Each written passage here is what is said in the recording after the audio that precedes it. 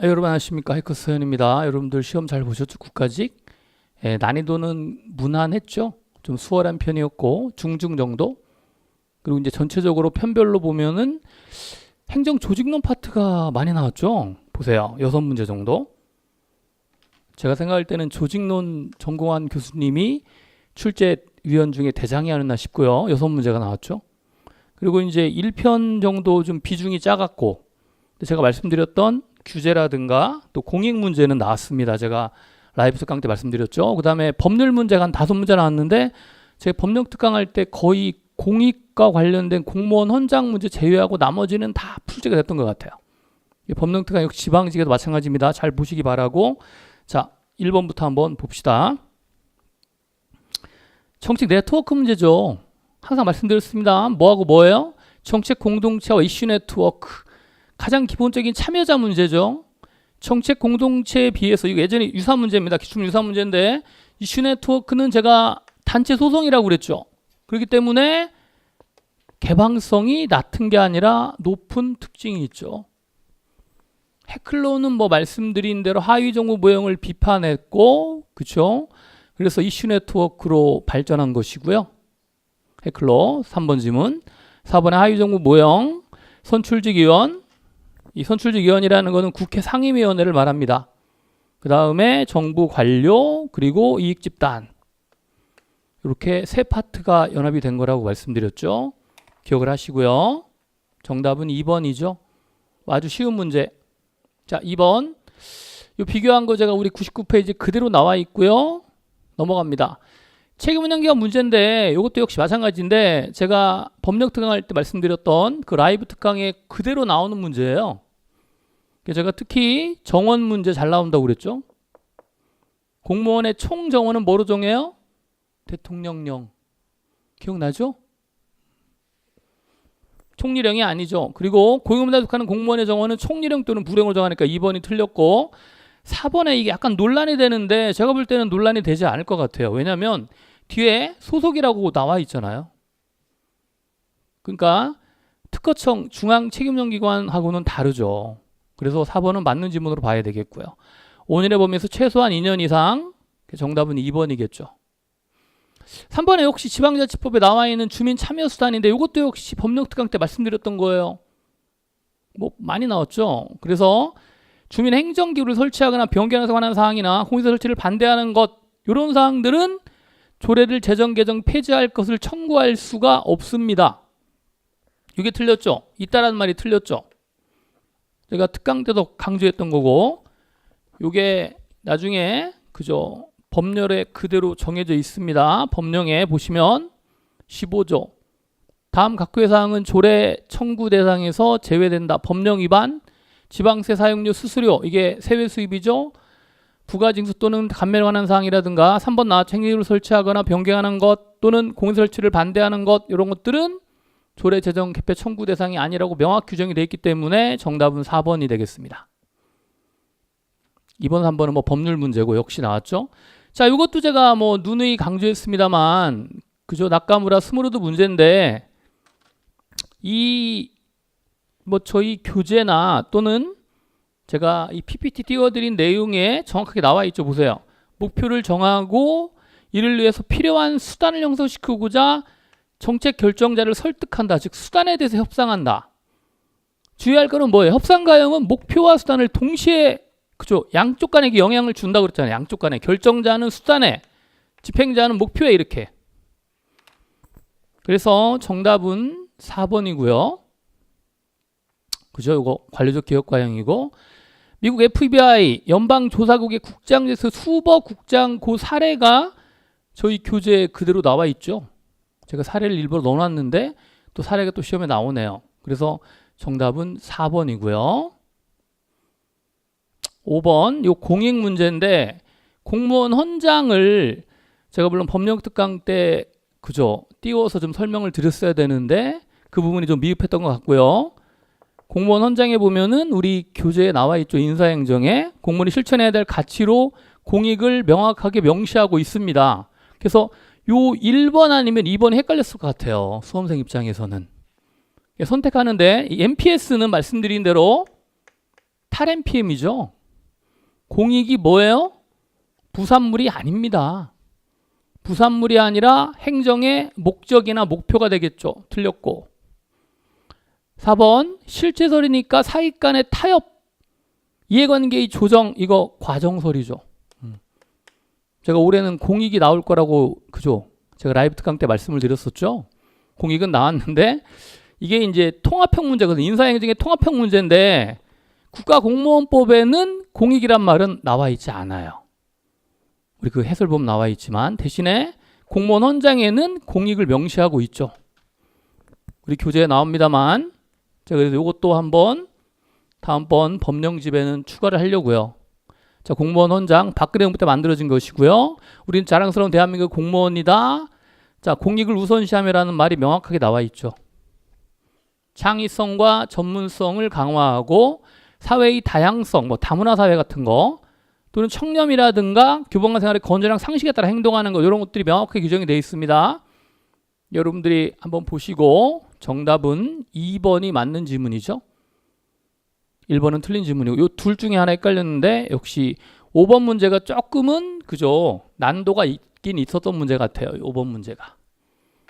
자, 그 다음에 6번으로 가는데 6번 문제는 말씀드린 대로 정부 부처 형태의 공기업 문제거든요. 요거는 이제 책임운영기관 관련 문제인데 과연 책임운영기관을 정부 부처형 공기업으로 볼 것인지 말 것인지에 대한 논쟁이 있는데 일단 가답안은 3번으로 발표가 됐죠. 국립중앙극장. 왜? 국립중앙극장은 유일하게 뭐예요? 하이브인이죠. 정부 내에 있는 책임운영기관이니까 공무원입니다. 나머지는 다 공공기관이에요. 그러니까 이런 건 제가 어떻게 풀려고 그랬어요? 어쨌든 답에 가장 가까운 걸 찾는 거야. 일단 한국철도공사는 뭐예요? 준시장형 공기업. 한국소비자원이나 연구자는 소비자 보호라든가 연구사업이니까 위탁 집행형 준정부기관이겠죠. 그럼 답을 가까이 3번으로 가야 돼요. 이건 어차피. 근데 물론 법령상의 여러 가지를 그저 종합해 볼 때 요 지문은 6번은 아마 제가 볼 때는 정답 없음으로 그저 수정될 가능성이 매우 높습니다. 왜냐면은 책임운영기관 관련 법령 그 해설에 보시면 30조에 보면 그저 한번 해설 한번 참고해 보세요. 제가 올려드렸으니까 그 30조에 보면은 명확하게 나와 있죠. 책임운영기관 일반회계와 특별회계로 구분을 하고 그쵸 거기 보면 1항에 책임운영기관 특별회계기관의 사업은 정부사업 이유에도 불구하고 정부 기업 특별회계인 경우에는 정부 기업으로 볼 수 있지만 국립중앙극장은 일반회계잖아요. 36개에 포함되는. 특별회계라면은 답이겠지만 국립중앙과학관이나 그죠 일반회계이기 때문에 법적으로 볼 때도 문제가 있습니다. 그래서 제가 볼 때는 답은 3번으로 발표됐지만 그죠 정답 없음으로 아마 바뀌지 않을까 싶습니다. 지켜봅시다. 어쨌든 가장 공무원은 뭐예요? 3번이죠. 국립중앙극장. 그렇게 이제 제가 눈이 얘기했죠. 아닌 걸 소거하는 거죠. 이거 공공기관 준시장용 공기업 소거. 한국소비자원 소비자니까 위탁집행형 연구재단 여기로 가는 거죠. 뭐 가장 가까이. 정답 안 체크할 수는 없잖아요. 그래서 그 문제는 논란이 되는데 제가 볼 때는 아마 모두 정답이 되지 않을까 싶습니다. 정답 없음으로 처리될 것 같아요. 제 생각에 좀 기다려 봅시다. 자, 7번으로 갑시다. 6번 문제 논란이 되고 역시 형식결정 모형 나왔고 앨리슨 나왔죠. 맞는 거 찾는 건데 1번 보세요. 합리적 행위자 모형에서 국가 전체 이익과 구비를 추구해서 개인의 이익을 고려하지 않는 것을 개인의 이익을 고려하지 않는 것을 경계하는 게 아니라 고려하지 않죠. 그리고 국가가 단일적인 결정자임을 인정합니다. 경계하지 않고 인정하니까 틀렸고 2번 조직 과정 모형에서는 SOP에 의존하고요. 그렇죠. 프로그램 목록. 3번 관리 정책 여러 다양한 문제. 앨리슨 3죠. 관심을 갖는 다수의 개인적 행위자를 상정하면 이들의 목표는 일관되지 않고 일관성이 매우 약하다라고 나와 있죠. 4번은 당연히 조직 과정 모형을 적용합니다. 그래서 이 세 가지 모형이 개별적으로 적용되기도 하고 동시에 적용되기도 한다고 그랬죠. 그래서 정답은 3번만 맞네요. 다 틀렸고요. 자, 8번 봅시다. 역시 규제 문제. 제가 말씀드렸잖아요. 규제는 거의 100% 나온다고. 이거 거의 기본적으로 나왔던 지문이죠. 1번이 틀렸죠. 눈에 얘기했지만 파지티브 규제는 뭐라고 그랬어요? 원칙 금지니까 원칙적으로 피규제자의 그죠? 어떤 자유를 제한하거나 자유나 권리를 제한하니까 결국은 원칙 금지가 자율성이 약화되죠. 자율성을 더 보장하는 거는 네거티브 규제. 왜? 네거티브는 원칙 허용이었잖아요. 그리고 나머지 자, 사회 규제 맞죠? 사회 규제는 뭐라고 그랬습니까? 보호가 포인트라고 그랬죠. 국민을 보호하는 환경 규제. 산업재해는 뭐예요? 노동자, 사회적 약자를 보호하는 사회 규제 맞고요. 이건 이미 나왔던 지문. 공동 규제는 정부와 유럽부터 민간 집단에 의해서 협의해서 이루어지는 규제니까 맞고요. 수단 규제는 투입 규제인데 목표를 달성에 필요한 기술이나 행위 등을 사전에 규제하니까 이것도 역시 피규제자의 자율성이 약화된다고 말씀드렸죠. 자율성이 약화된다는 얘기는 좀 통제를 받는다는 얘기입니다. 그래서 나머지는 다 맞는 지문이고 4번에 리은, 디귿, 리을이 맞는 지문이죠. 정답은 4번입니다. 이것도 뭐 쉬운 문제였고 자, 규제 방식의 전환 제가 파지티브에서 규제는 네거티브로 가야 된다 말씀드렸고 그 내용이죠. 그 다음에 규제 유형 제가 설명드렸습니다. 자, 9번 이것도 역시 제가 누누이 말씀드렸던 그리고 특강 때 했던 내용이에요. 근데 9급 시험에도 뭐가 나왔어요? 구성이 나왔죠. 정보업무평가위원회는 구성 이거 그대로 제가 질문 드려드렸는데 위원장 몇 명 2인이라고 그랬죠. 그리고 15인 이내의 위원으로 구성하죠. 그대로 나왔죠. 위원장이 2인입니다. 당연직 위원장 국무총리 포함 민간인 1명. 자, 정답은 4번이 되겠죠. 10번에 이 문제가 조금 까다로웠죠. 지방선거 문제인데 이건 조금 보완을 해야 될 것 같고요. 특히 지방행정에서 지방선거 문제는 사실 9급엔 잘 안 나오는데 나왔다는 얘기는 이제 앞으로 범위에 포함시켜야 될 것 같고 우리가 이제 어떻게 보면 역사 문제이기도 한데 이승만 정부에서 처음으로 시읍면 의회 뽑는 지방선거가 실시되었죠. 언제 1952년에 그때 아마 해방 그죠 되고 나서 전쟁이 끝나고 그죠 원래 6.25 전쟁이 50년에 발발하면서 그죠 지방의회 선거가 이루어지지 못했습니다. 49년에 지방자치법이 제정되었고 그러다가 52년 처음으로 시의원을 뽑는 지방선거가 실시되었다는 거 여러분들이 연역적인 거 알아두시면 되겠고 2번은 뭐가 틀렸어요? 박정희 정부부터 전두환 정부까지는 실시되지 못했는데 제가 1991년 노태우 정부 때 본격적으로 지방자치가 실시되었다고 말씀드렸죠. 그래서 이거 틀렸고요.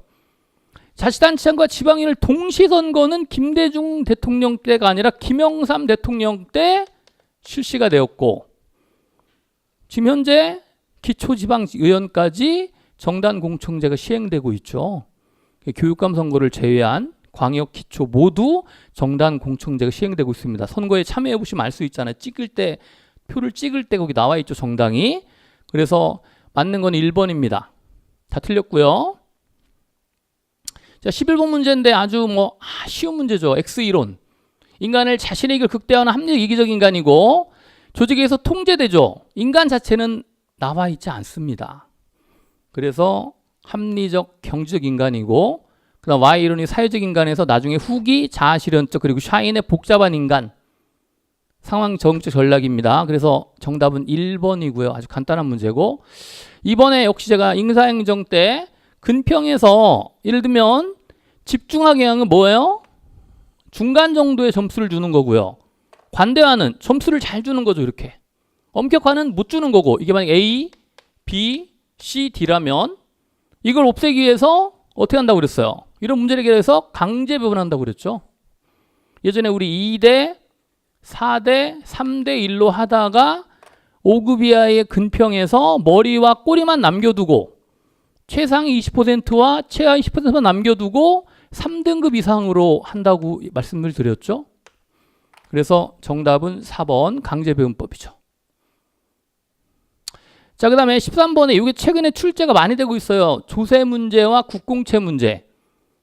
그래서 조세라는 거는 매년마다 부과하니까 후세대로 전가가 안 되는데 국공채는 뭐 10년 이상 발행하니까 후세대로 전가가 됩니다. 그렇기 때문에 후세대도 비용을 분담하기 때문에 세대 간 형평성 문제가 강화되죠. 훼손되는 게 아니라 형평성이 신장이 되는 거죠. 3번이 틀렸고요. 이 문제, 국공채 문제. 자, 조세와 국공채의 비교. 여기 미래 세대 간 분담되니까 이용자 세대 간의 비용 부담이 전개되니까 그죠? 조세의 형평성이 강화된다고 봐야 되겠죠. 이 문제가. 이렇게 좀. 그죠? 이건 현재 세대가 모두 부담합니다. 조세는. 국공채는 분담한다는 거죠. 뭐 나머지 특징 읽어보시기 바랍니다. 최근 출제가 많이 되고 있으니까 지방직에도 나올 수가 있어요.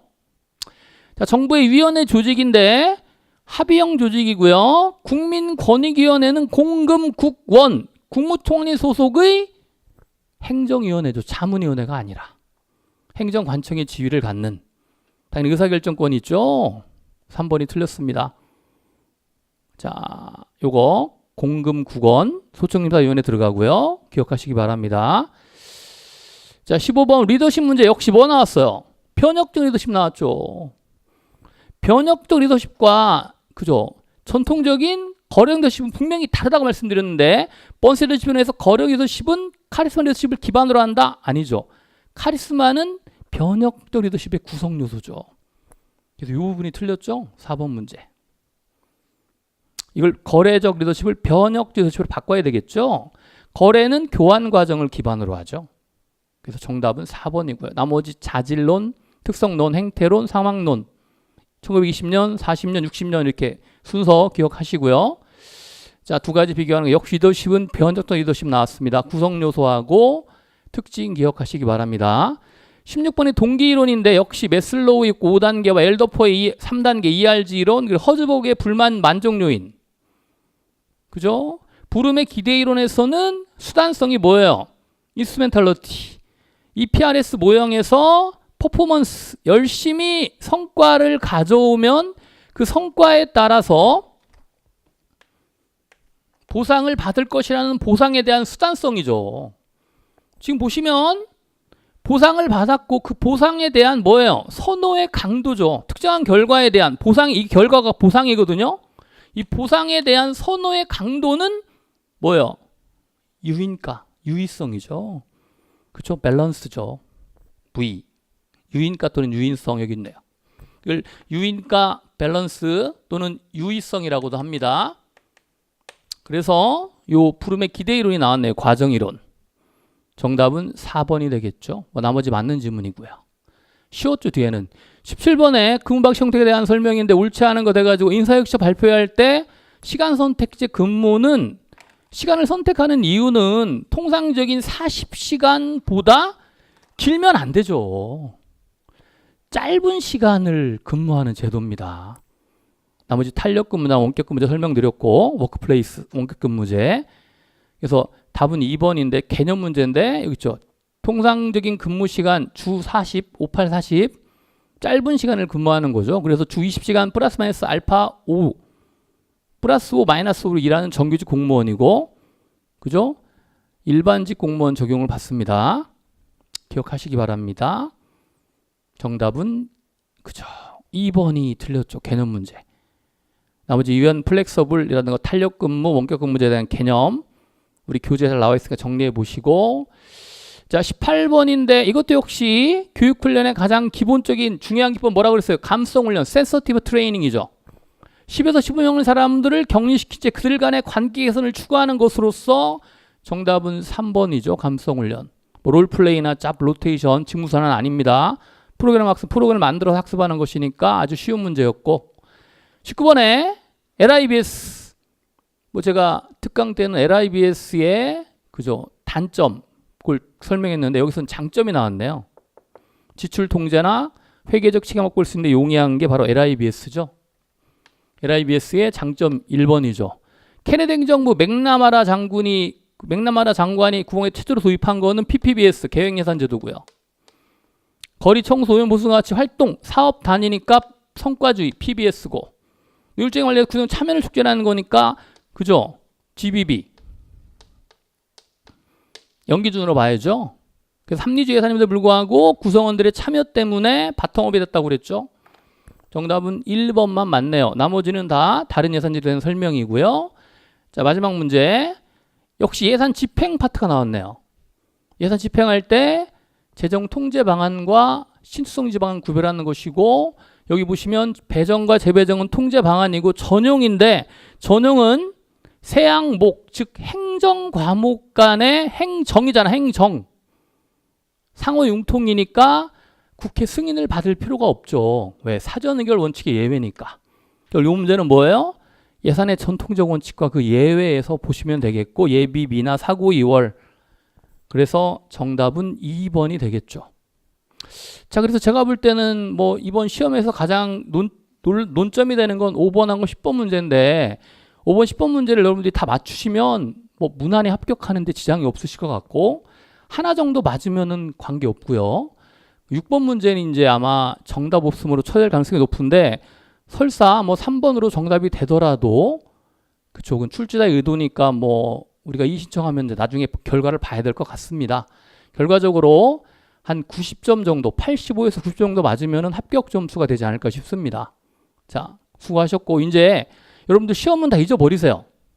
이미 치른 시험 잊어버리시고, 남아있는 지방지 서울시험의 모든 전력을 다 하시고, 서울시 지방지 시험 끝나고 나서 그 다음부터 좀 마음을 놓으세요. 자, 고생하셨고 더욱더 열심히 합시다. 자, 지금까지 행정학 담당하는 서현이었습니다. 감사합니다.